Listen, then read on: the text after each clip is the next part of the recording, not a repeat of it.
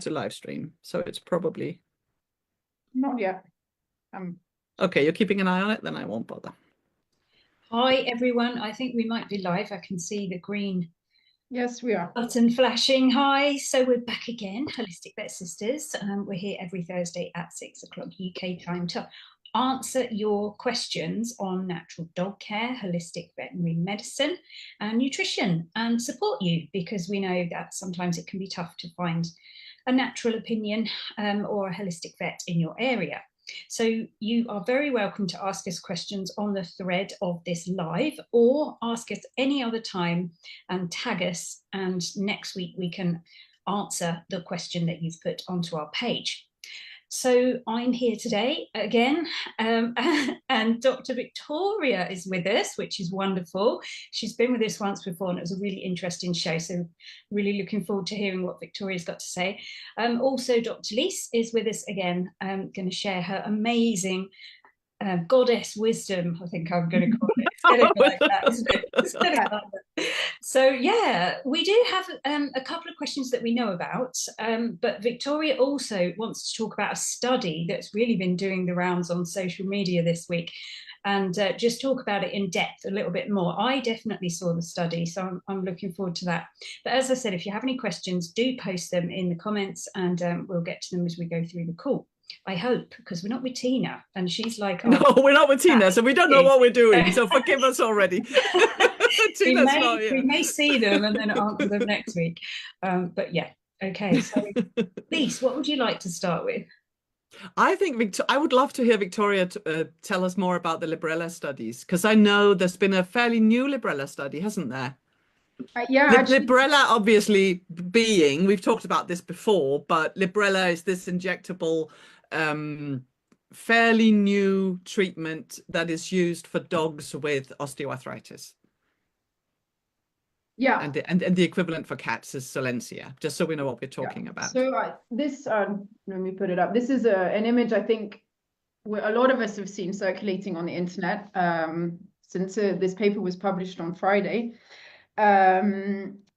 And this is actually just one image of one of the cases, case 11 in this report, where basically we can see that seems like a normal joint that was radiograph taken, x-ray taken 8 months before this dog started on Librella. And then the image on the left, or maybe it's on the other side of the screen, I think it was 23 injections later. So this is like a cauliflower, I would call this. This is clearly not a normal joint. We can see a lot of burn reaction. So I wouldn't like to think how that dog felt. But anyway, so that's the one that's been kind of going around. But basically, it was a group of 18 orthopedic veterinarians who went and looked at the pharmacovigilance reports in Europe within a defined period of time. And they compared it to other anti-inflammatory non-steroid drugs that are being used to treat osteoarthritis, and looked at the incidence of musculoskeletal adverse events. So basically that's what they were doing. And what they found was that it was actually much more risky to use Librella with regards to musculoskeletal adverse events, up to 9 times more risk. And when they compared it to Rimadyl, which is a regularly used anti-inflammatory medication for osteoarthritis as well, it was actually 20 times more. So it seems pretty important. But what they're really talking about is this rapidly progressive osteoarthritis, which to date has, let's say, they've not shown that it exists according to Zoetis. And what they really did is went through several of the cases in detail, and they found a lot of anomalies in how they were being reported, and cases where it seemed like the dog was reported as fully resolved or getting better, what actually had like joints like this. So it seems there's a lot of issues in the pharmacovigilance that is going on. And when we talk about veterinary medications, it's actually really important, because the studies that are required to get these products to market are not the same as what is required for humans. And we can discuss whether that's right or not, but it's definitely easier to get a pharmaceutical product to market for a veterinary market than for a human one. And actually the equivalent of Librella and Solensia on the human side, the studies were stopped because of this rapidly progressive osteoarthritis. This is what I was going to ask you about, that, because this is what I've heard, but I haven't actually verified it, that this was a drug that was introduced in human trials to be used as a human drug. And then because they saw exactly this, that some of the patients got this, like, you're treated for some degree of moderate or severe arthritis, but then suddenly it explodes as a consequence of the treatment. And then it was discontinued for humans and suddenly launched as a drug for dogs and cats. Yeah, so there were three, they're specific to the type of animal, the species we're trying to treat. So there were 3 human ones that I'm aware of that were going through clinical trials. And one after the other, the clinical trials were stopped mostly because of this explosive arthritis requiring joint replacements. And then we had Solensia and Librella come out, which were specific to the cat or the dog. Very similar, it's blocking nerve growth factors. So it's exactly the same principle. We could hypothesize that it's more or less the same effect because we're mammals, even though we know that there's some differences in species and how any medication is processed by the body and so on. But I think we can assume that it's pretty much the same concept behind it, blocking nerve growth factor, which is actually really important for joint health. And this is what's well explained in this paper, actually. It's not just the effect of the nerve growth factor antibodies blocking nerve growth factor and then causing a change in the perception of pain.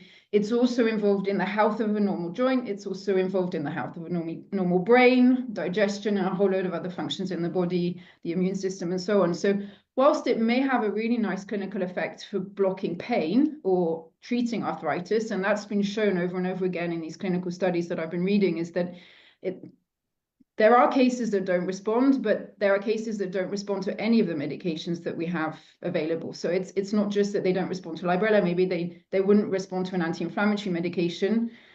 It just depends on the individual case, but in the most instance, these dogs do respond. But then what are the effects further forward?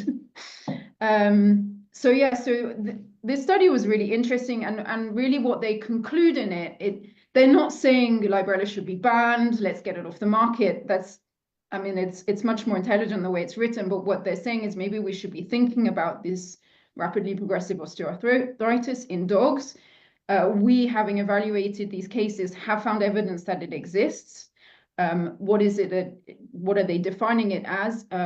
They're defining it as the progression of osteoarthritis within a joint that would be outside of the natural evolution of that pathology.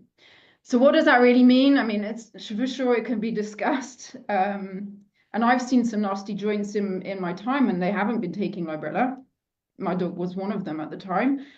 So we can get really bad arthritic joints without patients having Librella, for sure. But it seems that we're seeing more cases where, in any case, the Librella was administered. Sometime later, we're getting these fractures, fulminating arthritis or other issues. And the cases that have received Librella, we should ask the question, is it because of the Librella? But the big message that they say is that pharmacovigilance is really not sufficient. And it seems that cases are slipping through the net. And that's where really we should be looking, and then we should be paying a little bit more attention to post-marketing reports. And I haven't had a chance to, the paper is so new, I haven't read it yet, but this is, did you say 18 orthopedic specialists who got together? They all came to the same conclusion. So this is a paper for those who are interested.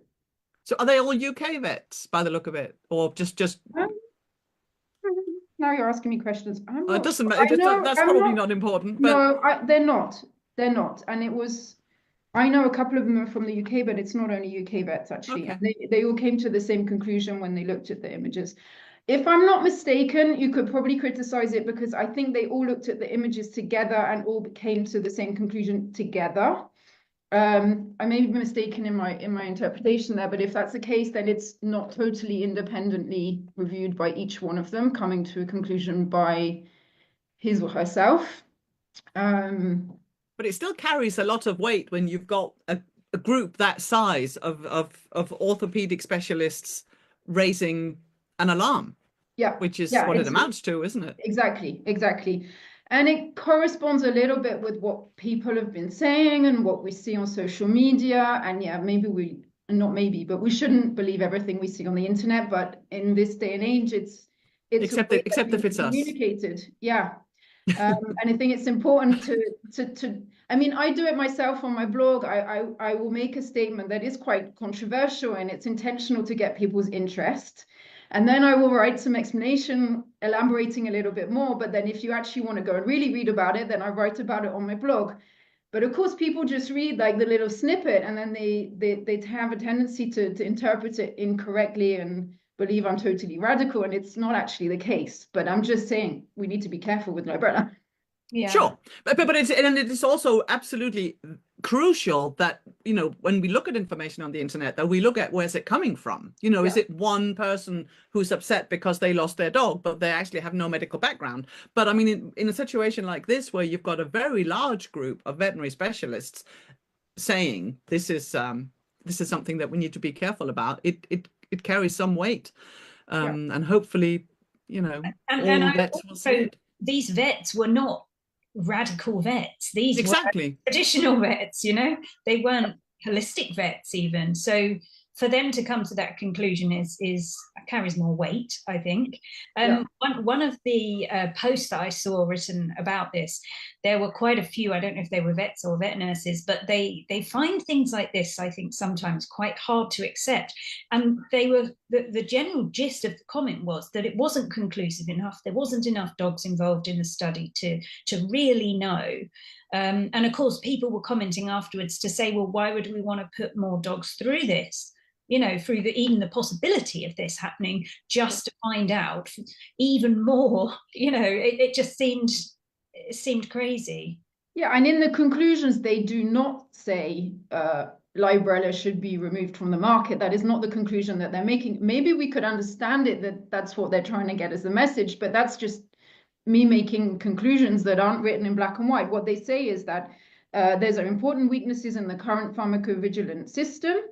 The absence of RPOA, so this rapidly progressive osteoarthritis, is not recognized as a diagnostic term within the pharmacovigilance. And we should add that because it's important when we go and evaluate the reactions and adverse events that we know actually that that's what it was, that it was this massive arthritis problem and not just a bit of lameness or something else. And then they go on to say, actually, an FDA panelist involved in the adjudication of humanized NGF antibodies eloquently summarized our current belief. So this is the belief in the conclusion, the final paragraph. All parties agree that the use of NGF monoclonal antibodies is effective, but they are associated with a unique, rapidly progressive form of osteoarthritis, ...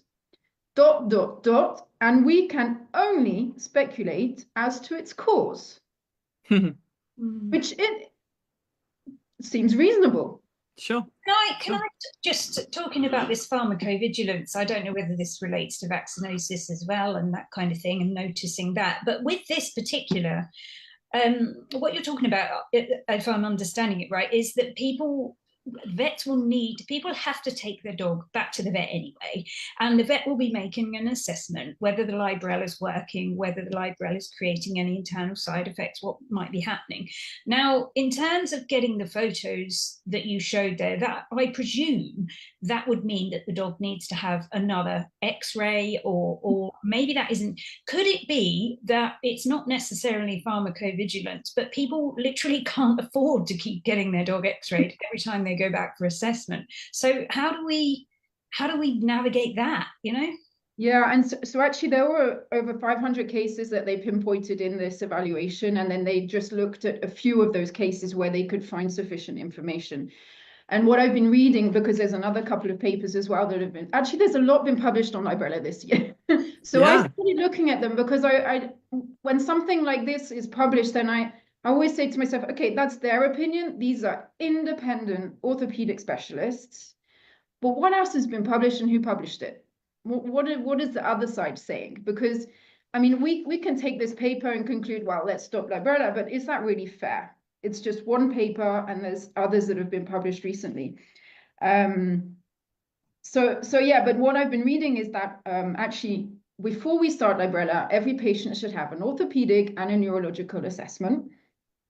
Ideally, they would get x-rays, and then they would get the same thing every time they go back for follow-up.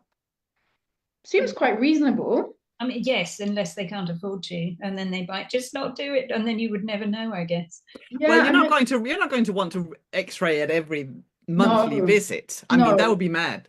No, but an orthopedic, at least a minor orthopedic and minor neurological exam, just checking proprioception as a minimum, I would say. Oh, sure. I'm sure that happens. Yeah. Do we have any incontinence issues? Getting the dog out for a little walk and a trot just to see. I think it seems reasonable that that should be done every time. But I know that nurses are also injecting Librella in certain areas, which means that they're not getting the veterinary evaluation. Yeah, that doesn't help at all, does it? That certainly doesn't help.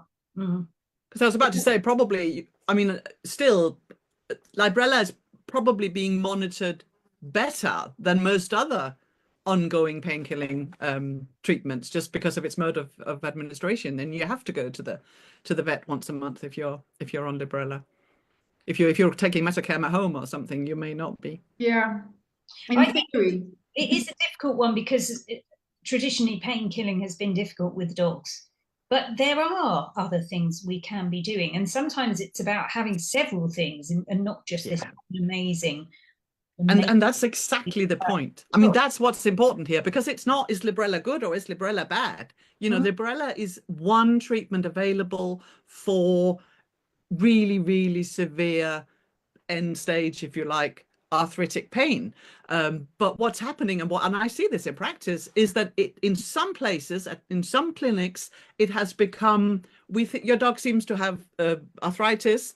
This is the new drug we've got for arthritis, and they go straight on Librella. And then early diagnosis of early arthritis, and that's where I think it can be tragic, really. I mean, my approach would be, if you have a dog that starts developing signs of, an elderly dog, hopefully, that starts developing signs of arthritis, you talk about nutraceuticals and massage, physiotherapy, get them swimming.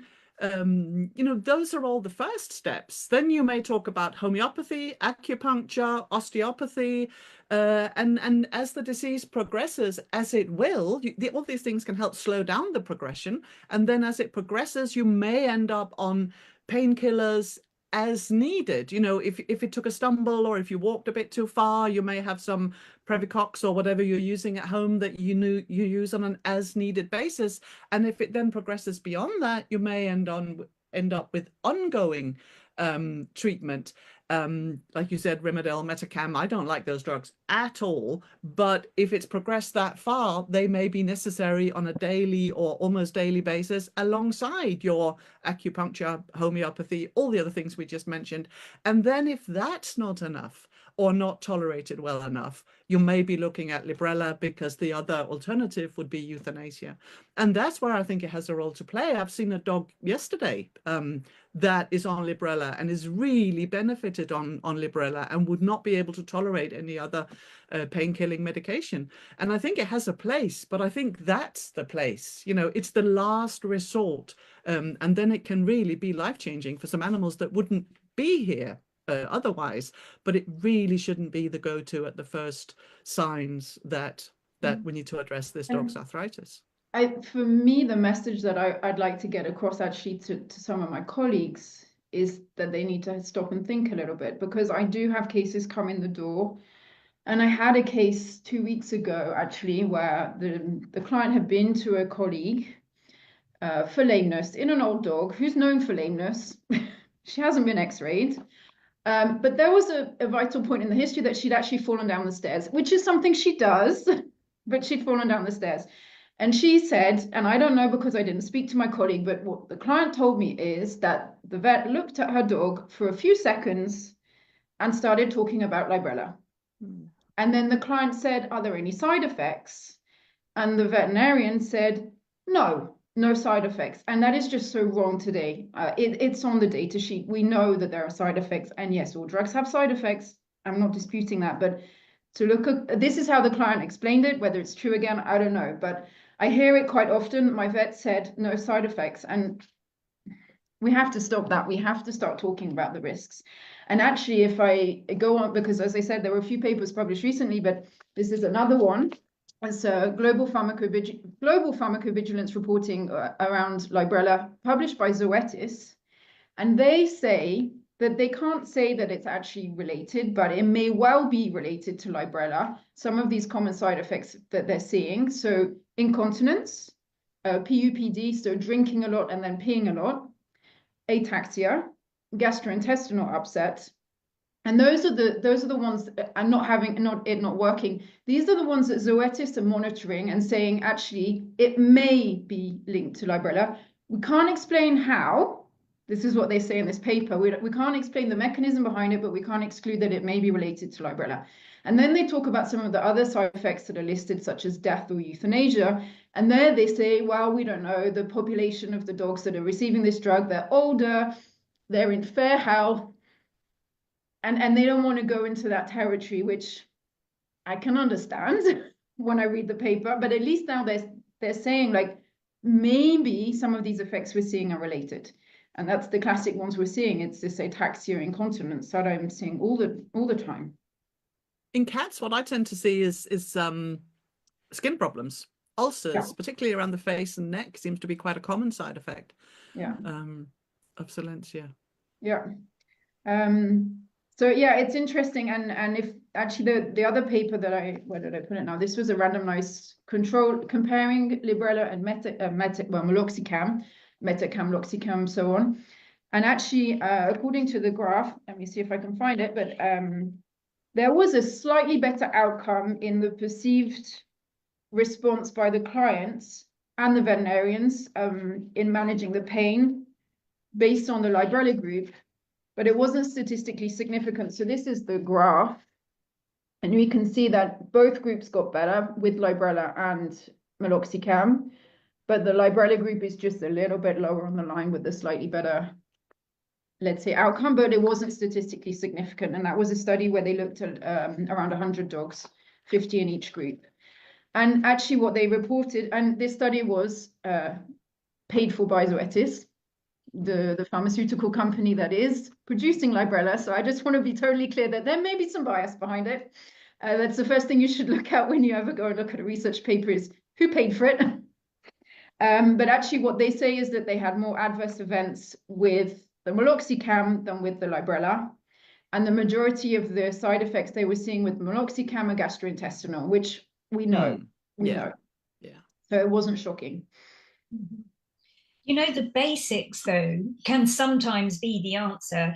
One of our absolutely fantastic APNC consultants is also a vet physio, has been for, I don't know, over 15 years. I've known her doing this. And literally, the nutrition side of things has been absolutely pivotal. And I don't mean switching them to fresh food. Dogs that were already on fresh food, seemingly perfect gut wise, you know, and they have issues in terms of their physical being, physical state, and she works with them, and sometimes they have more than you'd say that they'd need as a balanced amount of certain nutrients, because the consultant has got so used to what these dogs need over time that she can quite easily see. And just by shifting that, so they are having more of a certain nutrient, it seems to really change things for these dogs. You know, they were already on fresh food. The guardians felt like they were doing everything correctly. They were avoiding the inflammatory aspects of vet care that we know about, and doing everything correctly, and yet this consultant's been able to work with them and really make a difference with just changing the diet, you know. Well, presumably she does some physio as well, but yeah, this is what she's finding is just phenomenal results, just really nailing. Often it's minerals, things like magnesium, zincs, the things that they're generally low, and sometimes it's the macro nutrients. So sometimes they can have very high fat raw diets, which means automatically they're not going to be getting as much protein. So by shifting that around, she's making a difference. So, you know, I mean, it's lovely. I love it. I hear about all these amazing things happening, but we almost need to clone people like her, because we need one in every town. Yeah, and it's a nice example of with these sort of chronic ongoing conditions, you often need a combination, as I was just saying, you know, of exercise restrictions, or, you know, if they're throwing balls or frisbees or whatever, you know, there's lots of things that just need to be addressed, and diet is certainly one of them. And I just did a Tina, and Amana was asking, yeah, whether there is anything you can give homeopathically for arthritic pain, and my answer is going to be one that I've given before, that there absolutely is. And I have a number of cases I could talk about where you know, there's been very severe arthritis, really, really bad x-rays to show why the dog was in pain. Either oral painkillers weren't working, or the dog couldn't tolerate them, which often becomes the issue with these ongoing non-steroidal anti-inflammatories. And when the right homeopathic remedy, and they're just fine. You know, dogs that have been on painkillers for years, and euthanasia really looks like the next option, and you get the right homeopathic medicine, the x-rays still look frightening, but the dog is jumping around and absolutely fine with no other painkillers at all. And I've seen that quite often. I mean, it's not an unusual thing for that to happen, but the point is that I can't say this is the remedy or this is the remedy, because it will be the one remedy that will do it in any given case, as is almost always the case with homeopathy, unless it's an accident, or, you know, something that comes from the outside and affects you, like an acute illness, accidents, acute infections, you know, emergency stuff. You can't link a condition to a remedy. It has to be a patient to a remedy. So 50 severely arthritic dogs would need 50 different homeopathic remedies, but it is absolutely a way I would go. And it is a way I would always go before even looking at a drug like Librella, together with looking at diet and looking at acupuncture and looking at nutraceuticals and looking at all the other things I mentioned before. But it's a good question. Absolutely. I think that's a problem sometimes as well, Lise. People will go and look up things on the internet, and then they buy like 20 supplements for their dog, and nothing, maybe it works, maybe it doesn't work, maybe they have the placebo effect that they want it to work. But what are all those supplements doing, and how are they interacting with each other? And are we actually doing any good? Maybe. And I think it's to the merit of those people who are looking for solutions, but actually sometimes to go to a veterinarian or someone who's really knows what they're doing. And we all have different ways of working. You're a homeopath. I'm trained in Chinese medicine, so that's my go-to. But it's very similar in the diagnostics behind it. It's not the same treatment for everyone. And if you do that, it's a disservice to this medicine. Yeah, well, the same nutrition. That's the danger of it, isn't it? That, you know, yes, there's some basics you want to tick, but the idea that they all need, like a machine, you know, they all need the same amount balanced every day is just completely crazy. They're all so individual. Yeah. And it's a really crucial part of taking care of your animal well, is understanding that the difference between what's suitable for home treatment and what's absolutely not for home treatment. And when we're talking about arthritis, that's, you know, as chronic as it gets almost, that's absolutely not a situation where I would expect that it's something that's fixable from home. You know, that is something where you need a professional to help and to find the right treatment. But there are so many things that can help. And Librella is the end last thing you do before you give up. And then it can be amazing. It can be, or not. Sure.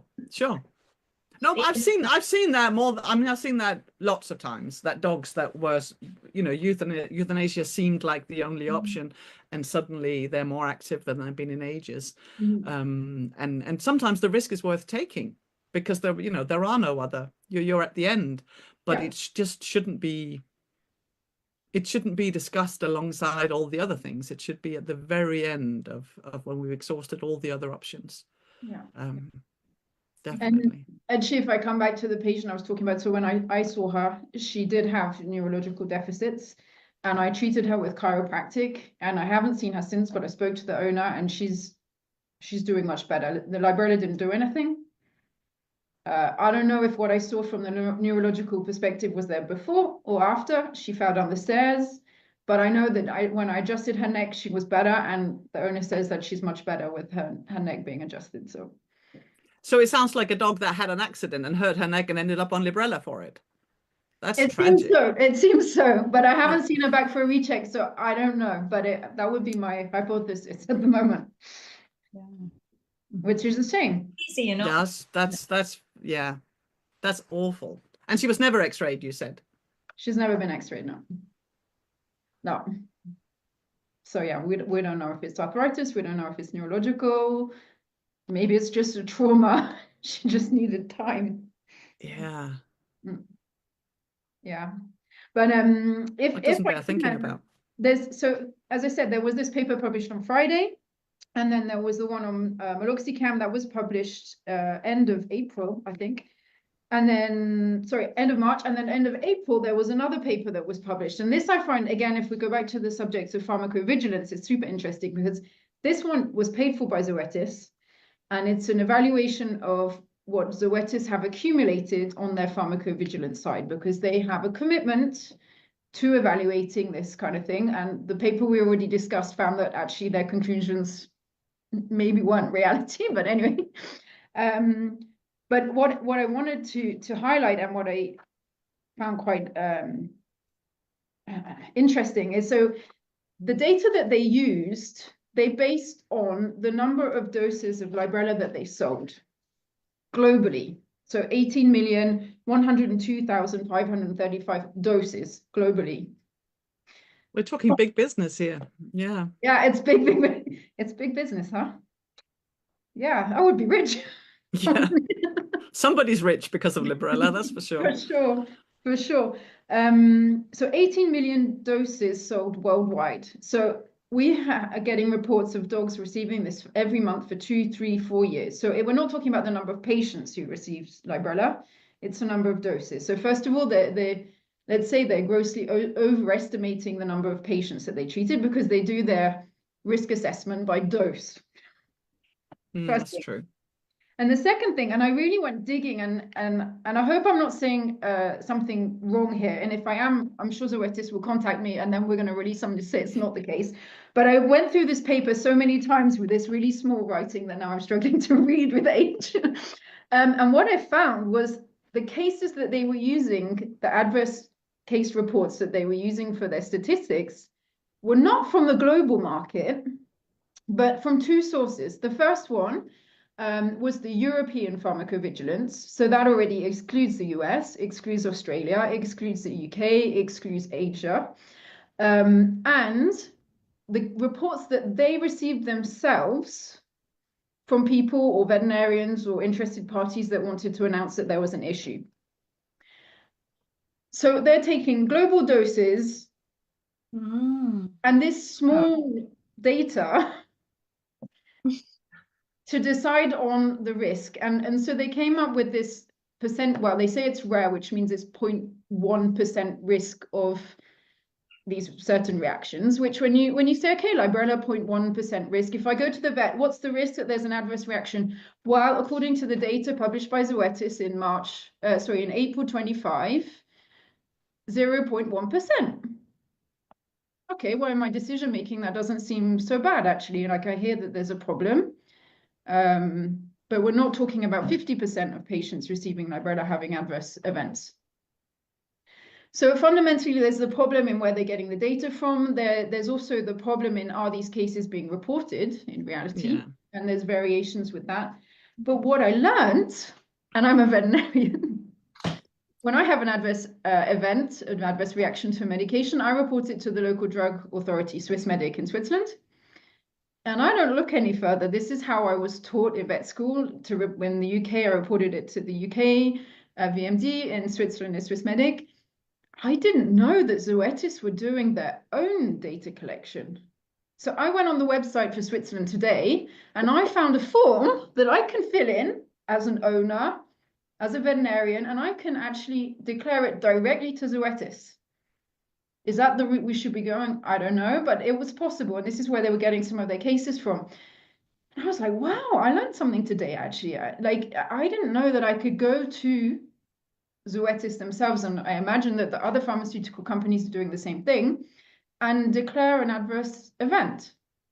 That I've always been, that's how I've always heard it, that you can either contact the authorities or the company. And I've always thought, yeah, but I'm not going to contact the company. I'm going to contact the authorities to make sure it's not just filed somewhere. It seems somewhat safer to me. Do both. Can't you do both?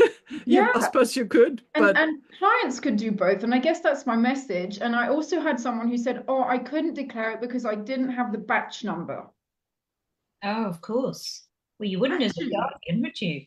You don't need to, though. No, I mean, so according to the paper, what they call the 4Ps to determine that it's an adverse event that they want to keep on their record. 4Ps. There's a person, there's a patient, there's a product, and there's a problem. You don't need the batch number. no. You don't need any, you don't even need a date. And it's a really important point about reporting adverse reactions. You don't need to prove anything. You don't even have to believe there's a cause and effect. You just have to say, I observed this. This product was given, this happened, and that's what you report. There's nothing else involved. And it doesn't have to be the vet doing it. It can be the owner doing it.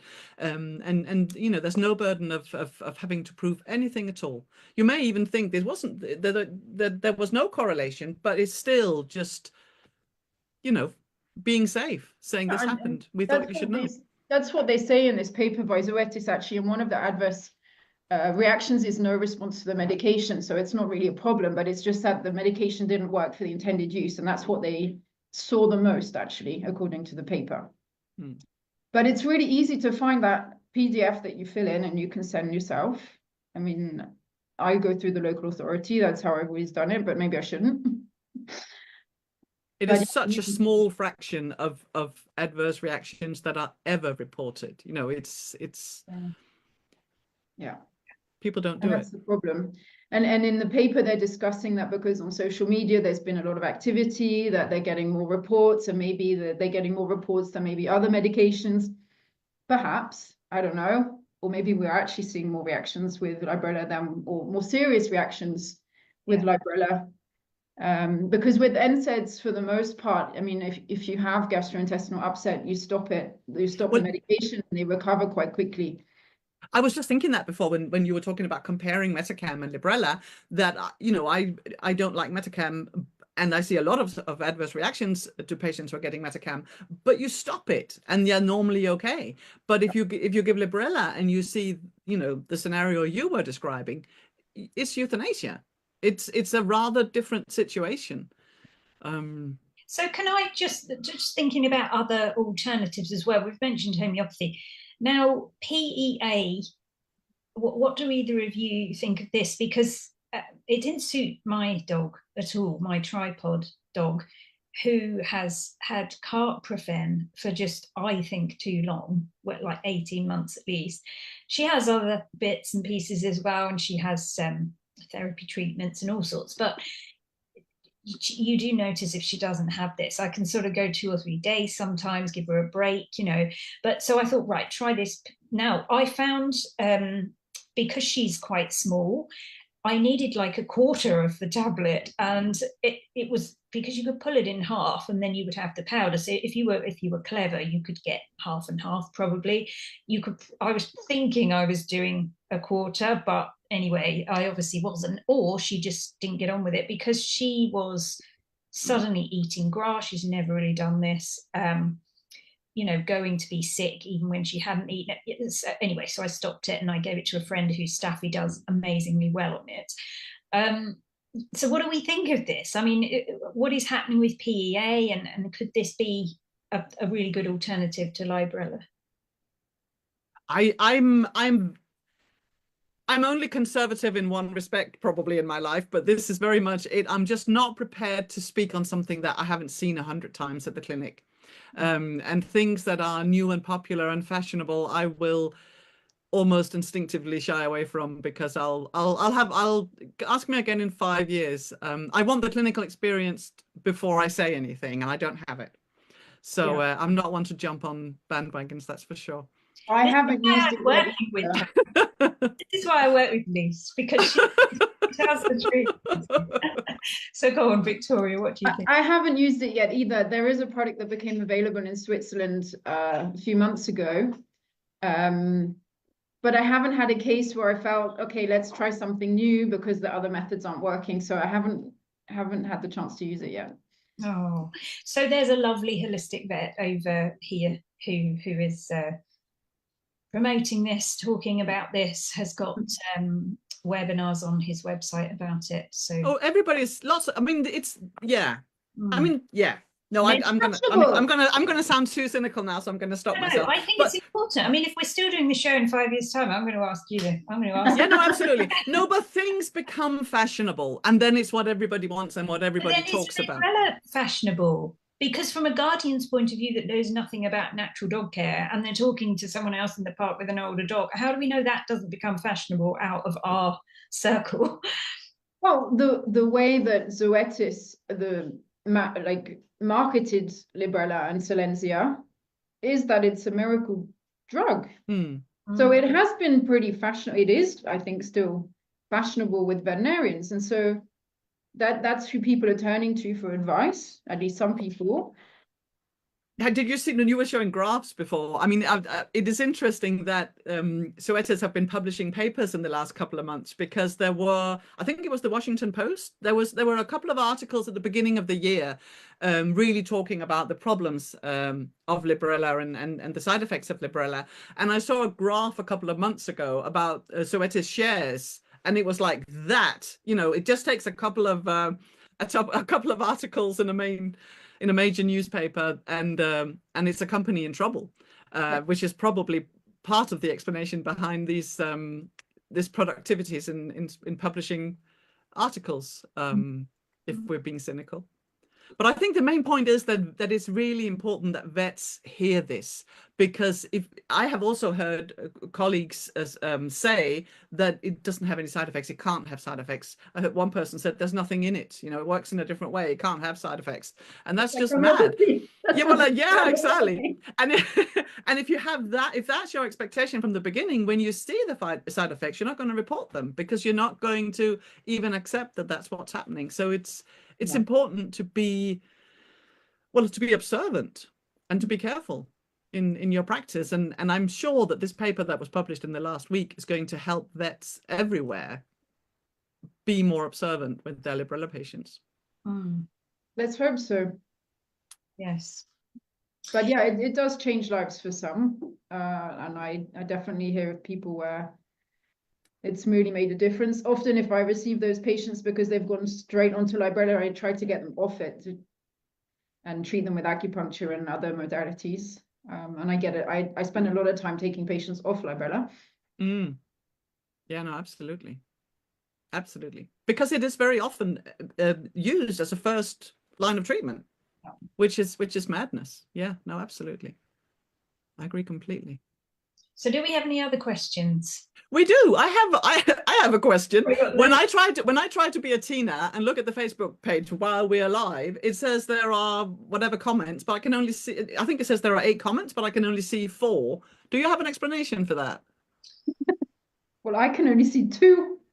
That's really weird. Okay, I'll let you, my phone isn't even. Anyway, we have other questions, but it would just be nice to, when people are actually watching live, to answer their questions. But I can see that there are questions that I can't read, which is odd. I think that's what Tina does. She somehow made it work.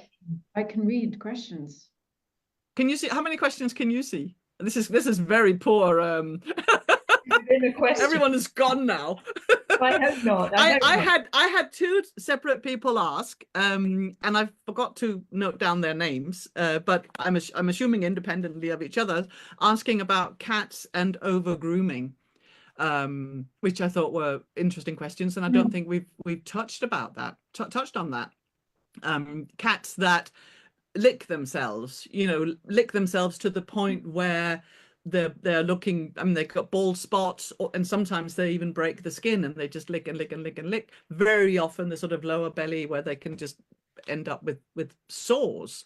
And there can certainly be different causes for this, it can be an allergic disease or a autoimmune disease that cats can suffer from these eosinophilic plaques that can show like that, and they will hurt or they will be itchy, so the cat will lick.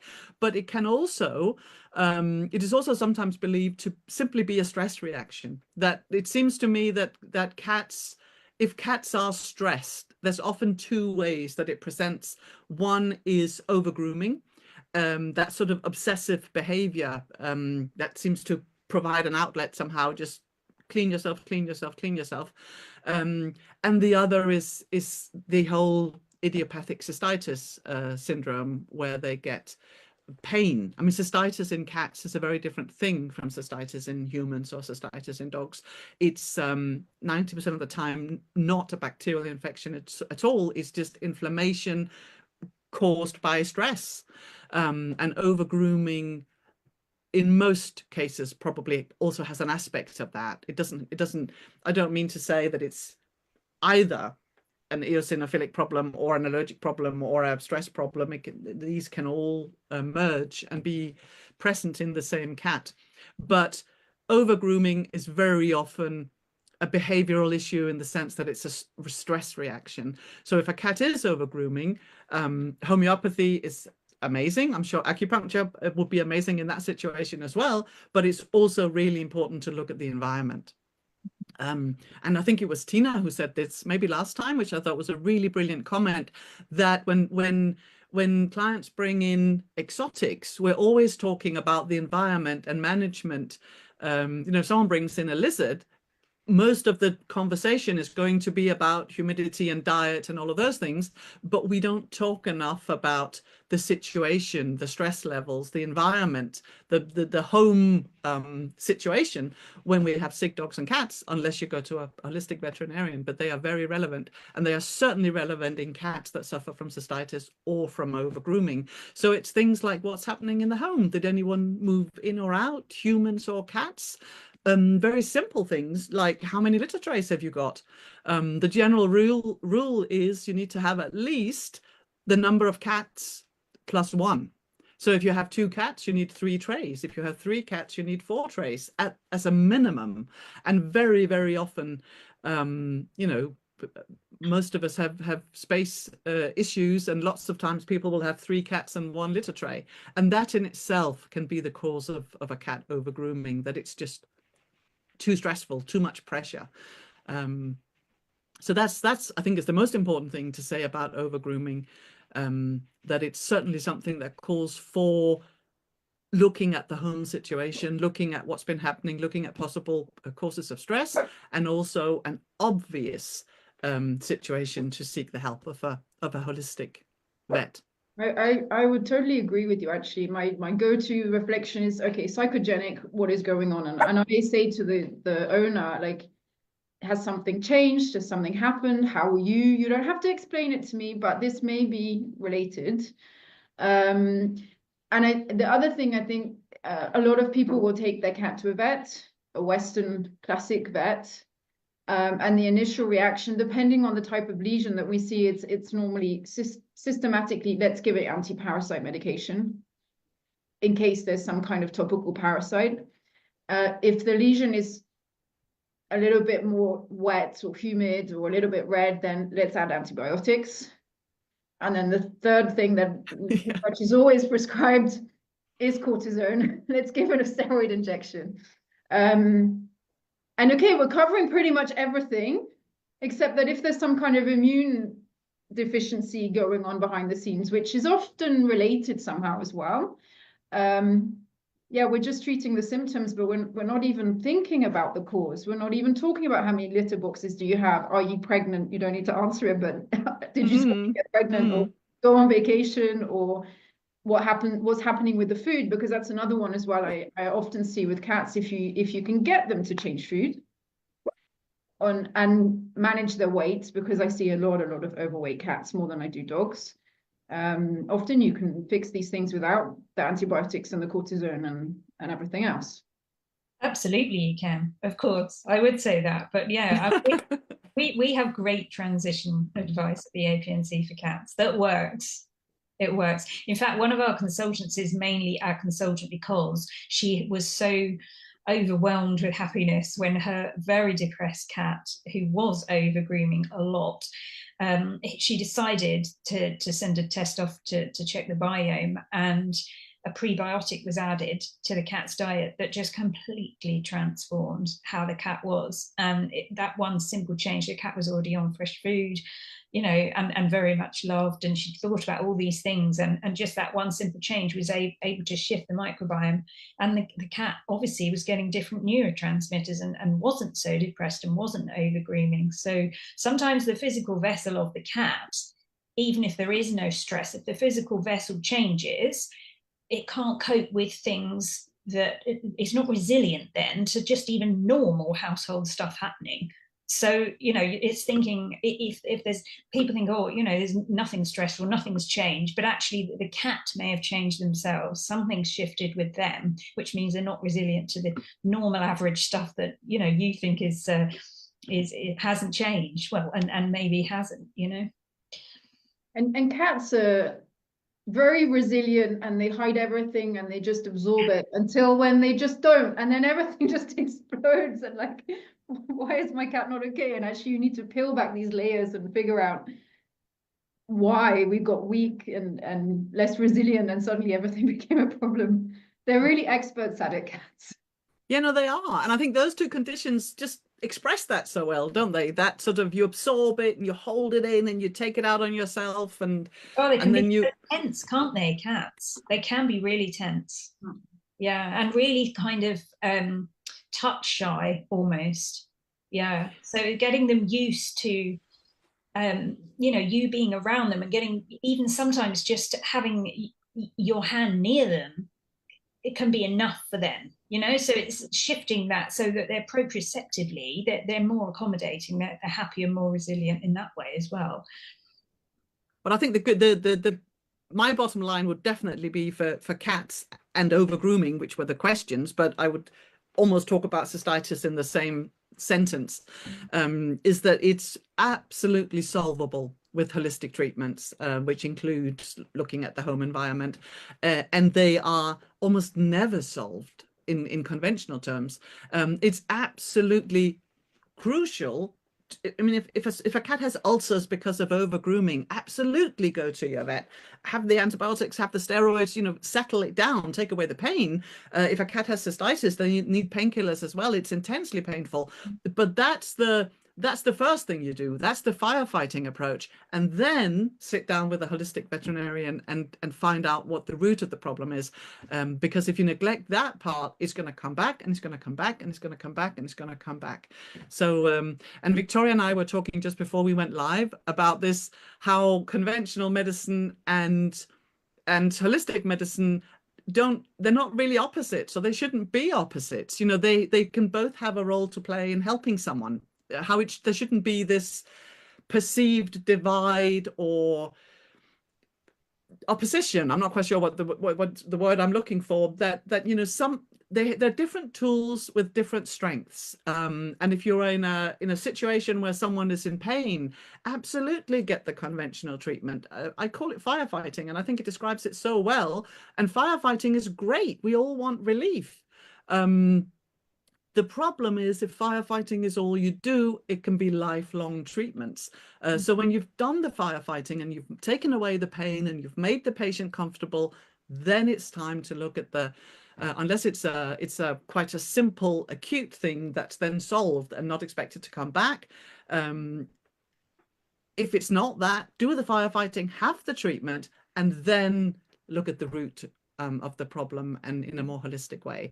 That's the way those two therapies are used together. I have this conversation every day, and I just had it just before we went live with someone who has an animal with acute symptoms, and won't go to the vet because doesn't believe in conventional medicine. And I think that's inappropriate. You know, if the animal is in pain, go to your local vet today and get them help, and then we'll sit down with the time that buys us and make sure that situation doesn't arise again. But nobody should suffer because you want to only use homeopathy on principle, or whatever your chosen treatment is. I think that's quite a common way of thinking, and I think it doesn't serve the animals in the best possible way. It's a welfare issue, I would say. Yeah, If thank you. the patient is in pain, and as vets, that's how what we learn as well. If a patient's in pain, then you must treat the pain.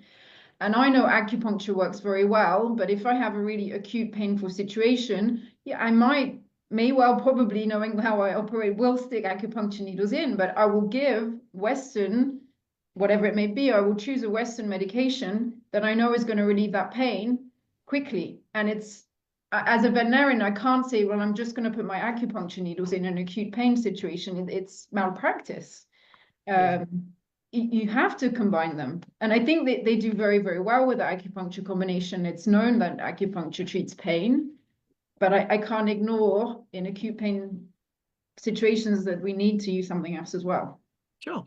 And I mean, steroids is the example, and steroids are obviously not a good or safe solution in the long-term treatment of anything, but in the very, very short term, it can bring immense. Unless you have Addison's. Yeah. Points to Victoria. That's the one situation where it's exactly the right long-term treatment.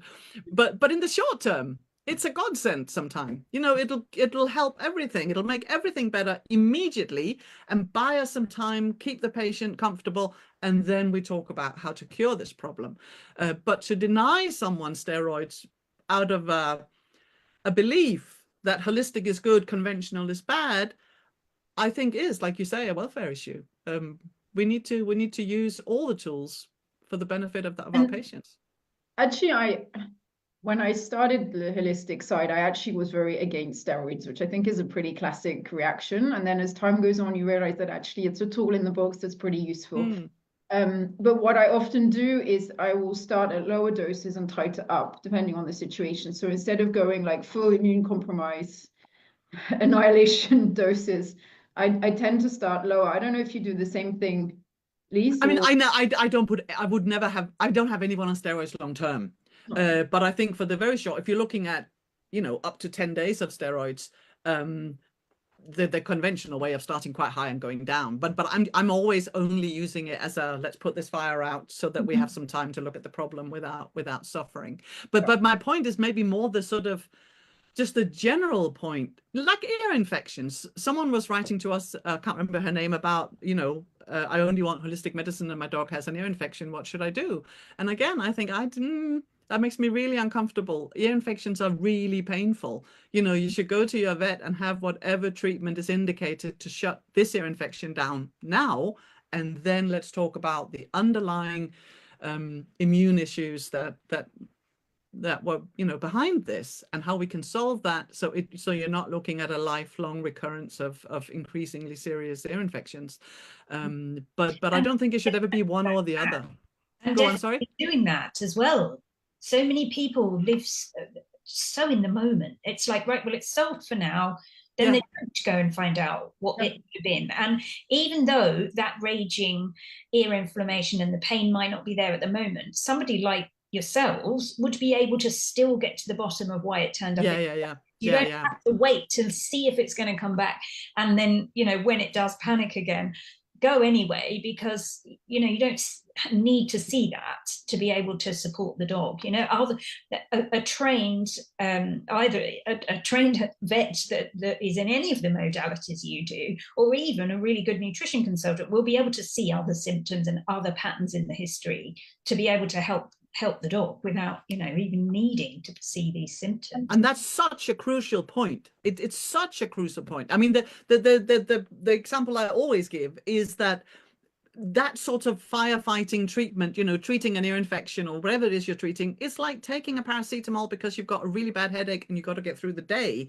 But if you're taking paracetamols every single day to live your life, you need to look at the reason for your headaches. And the conventional vet doing whatever they need to do here and now to keep your animal comfortable is taking the paracetamol, but it can't be the only thing you do. You have to look at what's behind the headache so that the paracetamols become irrelevant. And that's the holistic medicine. And with the ear infection situation, I do use traditional medication in some ears. But I have other arsenal that I can use. So often I see these mild cases when they're just starting, and I can suggest something more natural. And in probably 90% of cases, they get better with that. But I need to look in the ear. I need to do a full examination to really determine, is this a case where I can allow myself to go the more holistic route? Or is this already gone past that line where now it's real firefighting and we're not just at the beginning of the sign? We need full hoses going. And then I also need to look at, okay, but actually normally I'll only do local treatments. But there are cases where you can have inner ear infections where you do need systemic antibiotics and they will get to where you need them to get to. But we don't always need to give systemic cortisone or systemic antibiotics for all of the ears. And so it depends on the level of pathology at the time that you actually go and consult. So if you want to take the more holistic route, I would say as soon as you're seeing signs of some problem in the ear, go and see your vet sooner than later. And I have certainly treated ears where I see them very early on in the pathology and I get it under control very quickly without having to give systemic medications, or maybe not even giving Western meds in the ear. But I would say there's the holistic option, there's the local option, whether it's an ear or a skin or whatever. And then there's the systemic options, and it depends on the severity of the situation as to which measure is appropriate. And then I would say you should have a good follow-up with your veterinarian as well, because if we try something that's maybe less invasive and it actually isn't working, I need to know about it. So we always call clients back so we can get a feedback about what's going on. And if it's not getting better, if it's getting worse, then we change the plan. And there's nothing wrong with changing the plan. But we need to be proactive about it and make sure we don't let these guys suffer. Sure. And I think, I mean, ear infection, I mean, this is why I sort of on principle, I'm comfortable with questions about what should be put in the ear and all that sort of stuff, because ear infections are almost never about the ears. And I try as far as I can to stay away from the local treatment of the ears. You know, your local vet can do that. I will address the reasons for it, and we will try to cure it so that it doesn't come back and the whole issue goes away. But ear infections are not about what to do about the ear or what to put in the ear. That may be necessary for obvious reasons when you're in the middle of it, but as Caroline said before, it's not about that. It's about the tendency to get the ear infections, and you treat that in between.